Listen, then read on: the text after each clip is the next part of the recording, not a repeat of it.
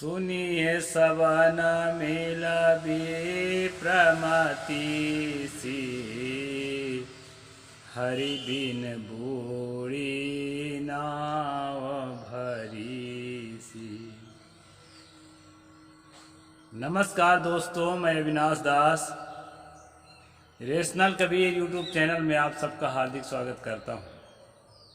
साथियों, यदि चैनल को सब्सक्राइब नहीं किए हैं तो सब्सक्राइब ज़रूर करें, शेयर करके अपने सभी ग्रुपों में सभी साथियों तक पहुंचाएं, बेल आइकन को प्रेस करें, ऑल नोटिफिकेशन ऑन रखें ताकि हर नया अपडेट आप तक पहुंच सके। लाइक और कमेंट ज़रूर करें दोस्तों। जैसा कि आपको मालूम है, इस चैनल का उद्देश्य किसी भी जाति, धर्म, संप्रदाय या व्यक्ति विशेष को आहत पहुंचाना नहीं है। इस चैनल का उद्देश्य है दोस्तों जन जन में तार्किक चेतना जागृत करना और वैज्ञानिक सोच को समाज में स्थापित करना। मैंने अभी एक चौपाई बोली, वह चौपाई जो है विप्रमति सी नाम के प्रकरण सतगुरु कबीर साहिब के बीजक के अंदर की बानी है। साथियों, शुरू में तो सतगुरु ने पहली लाइन में कहा कि मैं 30 चौपाइयाँ बोल रहा हूँ विप्रों के संबंध में, ब्राह्मणों के संबंध में, उसको आप सब लोग सुनो। और दूसरे लाइन में उन्होंने कहा हरि बिन बूढ़ी नाव भरी सी। यहाँ पर जो हरि शब्द है दोस्तों, इसी पर थोड़ा विचार करेंगे किताब के माध्यम से। परम पूज्य सतगुरु अभिलाष साहिब जी ने जो टीका लिखा है, उसी टीका को मैं आपके सामने प्रस्तुत कर रहा हूँ। यहाँ पर उन्होंने कहा है हरि के बिना इनकी स्थिति वैसी ही दयनीय है जैसे किसी की भरी नाव डूब गई। अब सवाल होता है हरि किसे कहते हैं, इस पर विचार करना चाहिए।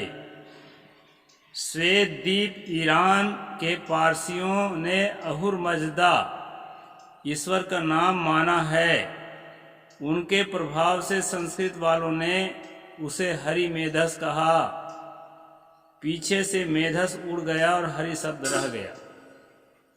यहाँ एक विशेष रहस्य उद्घाटित होता है दोस्तों। वैसे तो मेरा विचार है कि यहूदी संप्रदाय ही आगे चल कर के हिंदू संप्रदाय के रूप में विकसित हुआ है, क्योंकि बहुत सी ऐसी बातें हैं यहूदियों से निकली हुई बातें जो हिंदू धर्म ग्रंथों में पाई जाती है। यहाँ पर जो हरि शब्द है, यहूदियों से निकल करके एक धर्म निर्मित हुआ, उसको कहते हैं पारसी धर्म। तो पारसी धर्म के किताबों में यहाँ लेखक ने बताया है कि पारसियों ने अहुर मज्द ईश्वर का नाम कहा। वही अहुर मज्द को संस्कृत में परिवर्तित करने के साथ साथ उसको हरिमेधस कहा गया।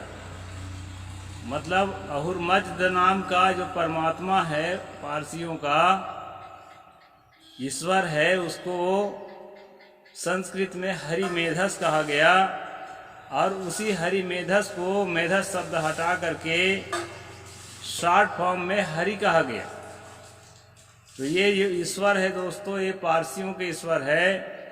और पारसी धर्म यहूदियों से निकल करके और समाज में आया है।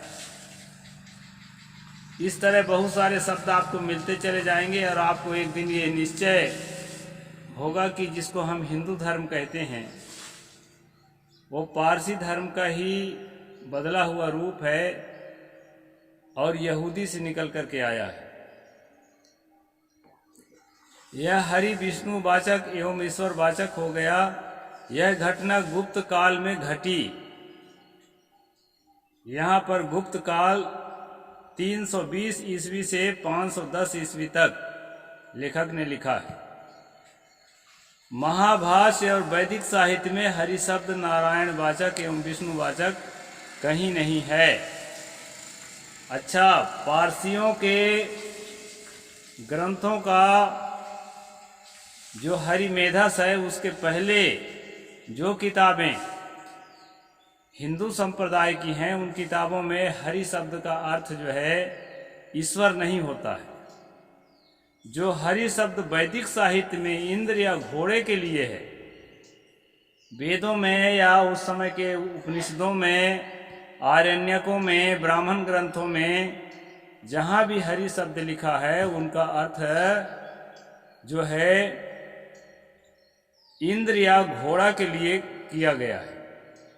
यहाँ पर ये ब्राह्मण कौन नाम की किताब है दोस्तों, इसमें पृष्ठ नंबर 11 से मैं बात कर रहा हूँ आपके, इसको भी आप देख सकते हैं। इसमें कहा है कि इंद्र के घोड़े के लिए जो है हरि शब्द का प्रयोग किया जाता था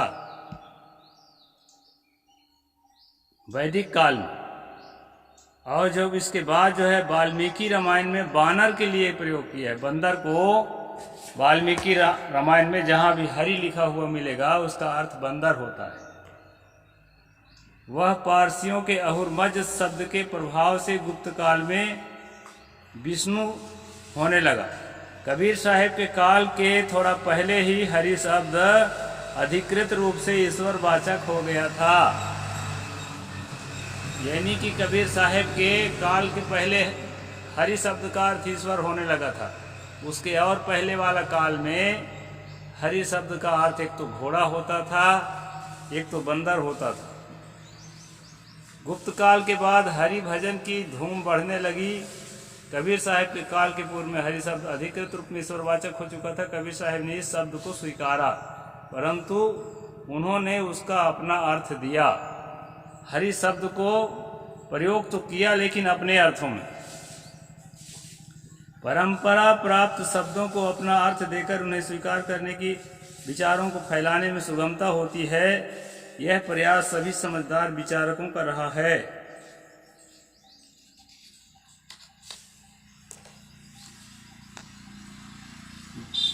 हाँ, उन्होंने अपने से पूर्व चले आए सांख्य शब्द, यहाँ गीता की बात बताई गई है। सांख्य शब्द, योग शब्द को गीता में स्वीकारा, किंतु उनको अपना अर्थ दिया। यज्ञ शब्द को भी उन्होंने स्वीकारा, परंतु बिल्कुल नए अर्थों में। इसी प्रकार कबीर साहब ने अपने युग में प्रचलित हरि और राम शब्दों को अपने अर्थों में स्वीकारा। यहाँ मैं ये बताना चाहता हूँ दोस्तों, बहुत लोग जो हैं ये जिद में अड़े हैं कि कबीर साहब राम भगत थे, कबीर साहब विष्णु भगत थे, हरि भगत थे। तो यहाँ पर जो है ये अधिकृत किताब के आधार पर मैं बता रहा हूँ कि कबीर साहब विष्णु शब्द, राम शब्द, हरि शब्द का जो प्रयोग किया है, लेकिन उनको जो है स्वतंत्र रूप से अर्थ किया है, अपने अर्थों में प्रयोग किया है। शब्दों का अर्थ तो बदलता है, ये तो प्रत्यक्ष है। वेदों में जिस हरि शब्द का अर्थ इंद्र का घोड़ा होता था, वाल्मीकि रामायण में उस हरि शब्द का अर्थ जो है बंदर होने लगा। फिर और समय बदलते गया, हरि शब्द का अर्थ ईश्वर होने लगा। तो इसी प्रकार जो है शब्द का अर्थ बदलता रहता है, और कबीर साहब ने भी बदल करके अर्थ रखा है, ऐसा यहाँ लेखक का कहना है। थोड़ा राम शब्द पर विचार कर लें। वैदिक साहित्य, सूत्र ग्रंथ एवं 6 शास्त्रों में कहीं ईश्वर या परमात्मा के अर्थ में राम शब्द का प्रयोग नहीं हुआ है। यानी कि ये हिंदू धर्म की पुरानी किताबें, जिनको वेद कहते हैं, वैदिक साहित्य कहते हैं, उन किताबों में कहीं भी राम का उल्लेख नहीं है। यानी जैसे गोसाई तुलसी ने लिखा है ना, गावत वेद पुराण अष्टदश 6 शास्त्र सब ग्रंथन को रस। तो लगता है एक तो गोस्वामी जी वेदों को, शास्त्रों को पढ़े नहीं होंगे, एक तो पढ़े भी होंगे तो उनके मन में आग्रह रहा होगा, इसलिए ऐसा लिखे हैं। जबकि यहाँ खोजपूर्ण लेखक ने लिखा है कि वेदों में, वैदिक साहित्य में 6 शास्त्रों में कहीं भी राम का उल्लेख नहीं है। परमात्मा अर्थ में राम शब्द का प्रयोग नहीं हुआ है। ईसा पूर्व 3री शताब्दी में जब एक संक्षिप्त महाकाव्य पुलस्त के पौत्र का वध बना, जिसका नाम पीछे से वाल्मीकि रामायण हुआ, यानी वाल्मीकि रामायण का नाम जो है पौलस्त वध रखा गया था किताब का, जिसका नाम पीछे से वाल्मीकि रामायण हुआ, उसमें श्री राम की कथा नर कथा के रूप में चित्रित हुई, आदमी की तरह, उसमें भी भगवान की तरह नहीं था पुराना संस्करण में। उसके बाद ईसा के 150-200 वर्ष तक उसमें श्री राम आदि चारों भाइयों को विष्णु का अंश अवतार होने का प्रक्षेप हुआ। प्रक्षेप का मतलब होता है मिलावट। जैसे सब्जी में नमक डालते हैं, उसको कहते हैं प्रक्षिप्त करना, प्रक्षेप डालना। इसी प्रकार से जो है अंश अवतार है, ऐसी बात को मिलाया गया उसमें पौलस्त वध में। ईसा के 1200 वर्ष बाद अन्य रामायणों में श्री राम को ईश्वर सिद्ध करने का प्रयास चला, यानी कि धीरे धीरे रामायण लिखा गया है, बहुत सारे रामायण, और धीरे धीरे जो है उसमें आने वाला, जैसे क्रमिक विकास, एक कोशी जीव से बहुकोशी जीव और होमोसिपियंस से मनुष्य तक जो आप विकास क्रम पढ़ते हैं तो ये विकास क्रम आदमी के दिमाग में किसी भी काम में देखा जाता है। इसी तरह राम कथा में विकास क्रम देखा गया है। पहले तो राम का कहीं नाम ही नहीं है हिंदू धर्म ग्रंथों में, इसके बाद जब उसका नाम आया है तो आम आदमी की तरह आया है। इसके बाद फिर धीरे धीरे उसको भगवान का जो है खास अवतार, पैगंबर टाइप का अंश अवतार माना है। इसके बाद फिर जो है उसको धीरे धीरे ईश्वर बनाने का प्रयास चला है। अगला किताब में थोड़ा और बढ़ा चढ़ा कर लिखा, अगला किताब में थोड़ा और बढ़ा चढ़ा कर लिखा, और बढ़ाते चढ़ाते चढ़ाते जो है आखिर में रामचरितमानस को जिसको सब कोई पढ़ते हैं उसके आधार पर राम को ईश्वर के रूप में मानना शुरू हो गया। ये बात समझने की है। पहली बार अध्यात्म रामायण में श्री राम को परब्रह्म एवं जगत नियंता माना गया। एक अध्यात्म रामायण है, संस्कृत में है, छोटी सी किताब है, उसी में पहली बार ईश्वर कहा गया है। इस प्रकार कबीर साहब के काल तक राम नाम परमात्मा वाचक हो गया था। एक शरीरधारी को जो जीवन में सुख दुख भोग कर उसका अंत करता है, जगत रचयिता एवं जगत पालक मानने की बात कबीर जैसे स्वतंत्र चेता के मन में उतर ही कैसे सकती थी, किंतु राम नाम अधिकृत रूप से फैल गया था। राम शब्द को कबीर साहब के समय में कल्याणकारी और कल्याण का वाचक माना जाने लगा था। इस कारण से जो है पब्लिक के बहाव में कई शब्दों को लेना पड़ता है। कबीर साहब ने राम शब्द को लिया, उन्होंने राम नाम की को भी स्वीकारा, परंतु उसको अपना विवेकपूर्ण अर्थ देकर। हरि और राम दोनों शब्द कबीर साहब ने बीजक में खूब लिया है, परंतु इनको कई जगह खंडन में लिया है, कई जगह मंडन में। यदि कोई अपनी कल्पित अवधारणा को हरि और राम कहता है तो सद्गुरु उसका खंडन करते हैं, और यदि उन्हें सत्य ज्ञान एवं अपनी आत्मा के लिए प्रयुक्त करता है तो वे उनका समर्थन करते हैं। आत्मा शब्द, राम शब्द, हरि शब्द बीजक में जहाँ भी स्वीकार पूर्वक किया गया है, मतलब उसको मानते हुए लिया गया है, उसको जो है आत्मसत्ता अपने अस्तित्व के लिए, चेतना के लिए प्रयोग कबीर साहब ने किया है। और जहाँ भी कहीं आकाश पाताल में, किसी पिंड में, किसी मूर्ति में राम जैसी चीज, हरि जैसी चीज है, ऐसी अवधारणा, ऐसी चर्चा जहाँ भी हुई है, उस पर उन्होंने अस्वीकार किया है, उसको जो है स्वीकार नहीं किया है। इस प्रकार यहाँ लेखक ने बताने का प्रयास किया है।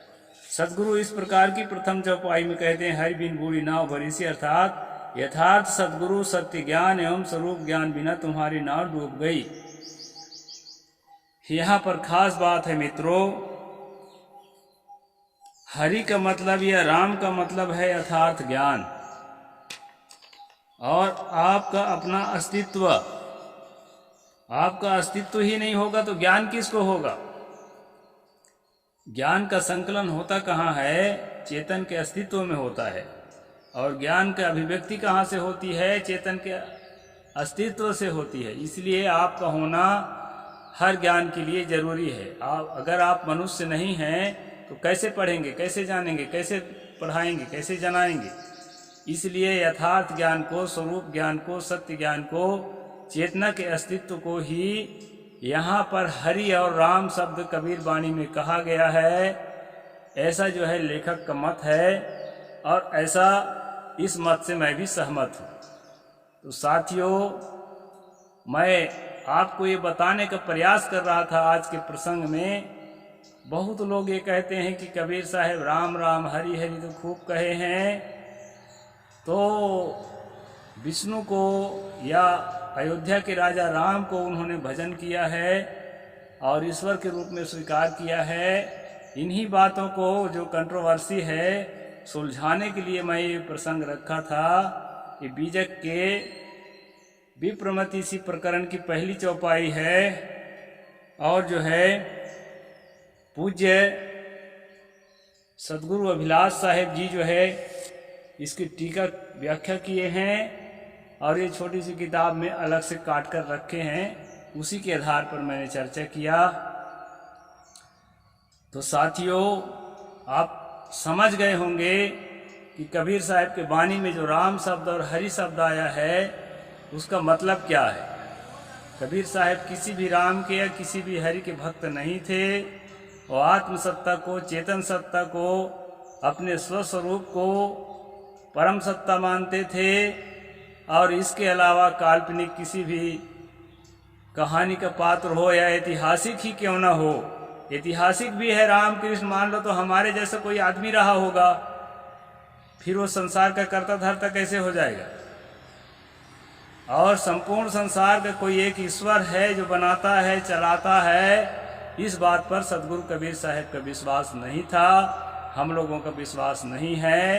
ये संसार स्वयं ऑटो क्रिएट है और ऑटो रेगुलेट है, स्वयं निर्मित है, स्वसत्ता है, अनादि काल से ऐसा ही है प्रकृति और जो है परिवर्तनशील रूप में स्वयं संचालित है। इसके ऊपर कोई अलग से संचालक या इसका कर्ता धर्ता नहीं होता है। इस प्रकार कबीर साहब का मत है दोस्तों, और उसी मत को हम लोग भी मानते हैं। साहेब बंदगी, जय जोहार, जय भीम, जय भारत।